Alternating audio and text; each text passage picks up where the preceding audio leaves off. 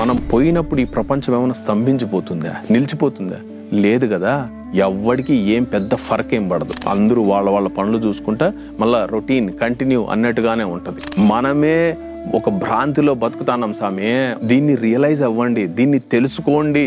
ఇంకా డౌట్ గా ఉందా? మన ఊర్లో ఉండే శ్మశాన వాటికలకి ఒక్కసారి పోయి చూస్తే అక్కడ నీకన్నా నాకన్నా మేధావులు ఉంటారు పండుకొని, ధనికులు ఉంటారు, చదువుకున్నోళ్ళు, చదువులేనోళ్ళు, పండితులు ఉంటారు, పామరులు ఉంటారు, కార్మికులు ఉంటారు, నాయకులు ఉంటారు, చిన్నలు పెద్దలు అన్ని రకాల నీకు దర్శనమిచ్చి హలో అంటారు. అది చూసిన తర్వాత మనం రియలైజ్ కాకపోతే మహామహోలం అని చెప్పేసి జబ్బలు జరిసినోళ్ళు, మీసాలు తిప్పినోళ్ళు, తొడలు కొట్టినోళ్ళు కూడా ఆడే వండుకుంటారు.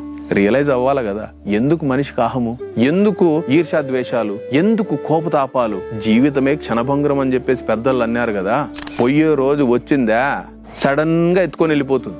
నీకు చెప్పి ఇంటిమేషన్ ఇచ్చి పలానా టైంకి వస్తానని ముహూర్తం చూసుకొని రాదు కదా. ఆ రోజు ఇట్టా వచ్చి అట్ట ఎత్తుకొని వెళ్ళిపోతుంది. కాబట్టి కొద్దిగా తెలుసుకో, కొద్దిగా అర్థం చేసుకో.